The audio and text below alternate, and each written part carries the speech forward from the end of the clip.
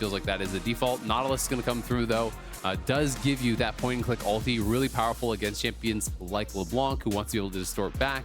Like he's a renewed player, somebody who has evolved in that time. And I think that's some of the highest praise you can receive. I'll stop on that thought for a moment. Revenge falling low, gets the drawback onto Dokla. Contracts hovering nearby to follow up. Goes in with the Q. Flash for Flash. First blood drawn by Contracts. Yeah, Dokla. So Dokla getting pretty far ahead off his exchange. And now Palafox has retreated lane, so leaving 3 of NRG, stunning up onto Revenge. And follow up here from Armeo. Contracts hooked by the depth charge here.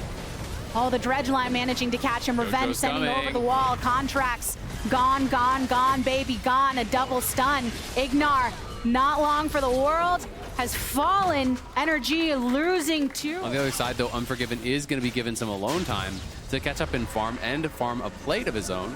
Will be basing now, so it looks like they're potentially going to make a swap to match, because Revenge could be in trouble. NRG once again spending time on this top side. Flash already used by Revenge, even hitting with the Super Mega Death Rocket, locked between these turrets. Afraid of what he can lose if he tries to stand too strong against NRG, but also trying to draw their attention as the rest of the team on Evil Genius's side do start up that dragon. So different focuses for both of these squads. But I mean, EG are not getting nearly as much back. Like, Revenge is really getting kind of blasted in this game. Absolutely. There's so much pressure up towards top side. Another plate's going to go down mid. They took the full tower top. The early plates from the Herald Crash were shared, but the first turret gold was not shared at all. So FBI is way ahead of the curve now. I want to check in on the gold and see. It's going to be interesting to kind of track that, if they can actually poke it off him before those 5v5 engages come through, or if, you know, he gets hard engaged on Byrell and it makes a big difference. And Ayla getting engaged upon currently means flashing over the wall. Armeo here to stay. Throws out the Keeper's Verdict. Teleport coming in for the Evil Genius's side. Dokla already centered on down. Dominus in effect. Revenge draws him in. Unforgiven throwing out the Featherstorm. Multiple burns and locked here in the Riverside. And Emperor's Divide already thrown, but Jojo, he falls low. Triple kill for FBI. A stun up here with the Glacial Prison. Make that a Penta! Second Penta of the day. Let's go, FBI claiming it. Great gold onto their ADC. Now he gets a pentakill after that. So each are just going to look to fight once again here. They're on the Herald, but could be in trouble. Contracts already answering, throws in with the ult. Multiple knockups on both sides, but Ayla has fallen. NRG coming up on top in this fight thus far. Downtown, Rocket hits some. Double kill set up for Palafox. Revenge on the retreat alongside Unforgiven. And Revenge already separated by Palafox, who's looking for the last hit with some autos. Gets it. Unforgiven might find Dokla waiting for him on the other side here with that wave ushering forth, but FBI still got that. At this point, besides, you know, maybe hoping Jojo somehow, some way can carry this game.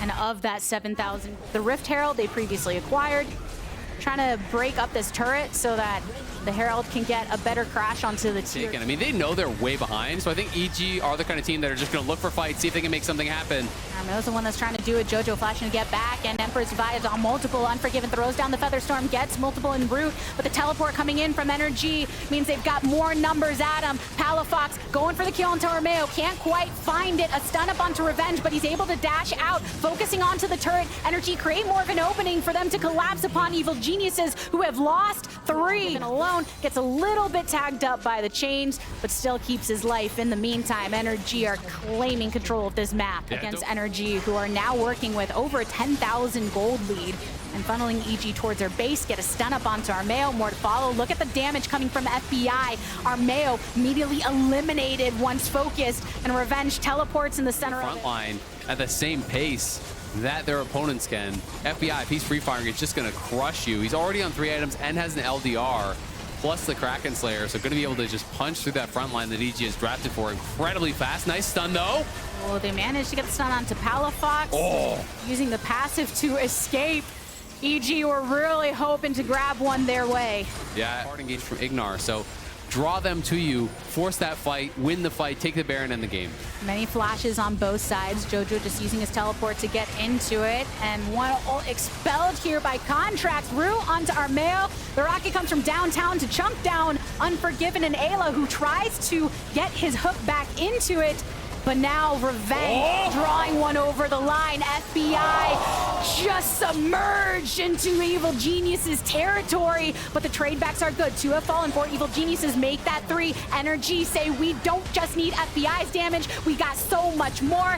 Ayla, the victim of a triple kill. Spawned on the bot side too. And 25 stack Mage Eyes. So EG just going to try to attack one side.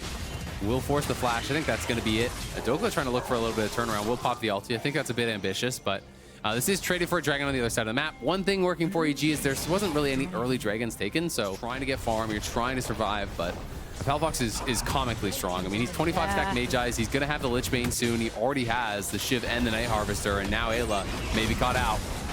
Ignar slamming down another rocket from downtown.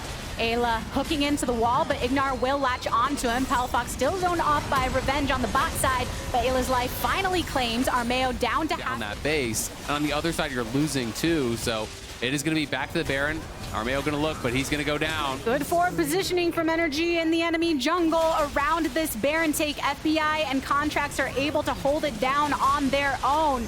So NRG securing the red in their favor, kind of on these direct outskirts, because you're worried about the way in which PaLaFox can kind of jump in and out over those walls. But look at how Dokla is able to focus onto that bot in him. And here on top side, Armeo running into some trouble. Ignar using the Magnet Storm to secure the kill for the squad. And now PaLaFox pushing up from the mid lane means that they can claim a second inhibitor and the turret on the top side. They're just going to go for all 3, because even though Evil Geniuses still have 4 up, can they make a stand? Ayla stunned up and burned down way too quickly. PaLaFox into the backline he goes. Unforgiven throwing out the Feather Storm. Double stasis from Dokla and JoJo, but only one erupts alive. NRG keeping up the pressure. They've taken every single turret here on the map, looking to slap down the Nexus for a resounding win against your #1 team. NRG on top.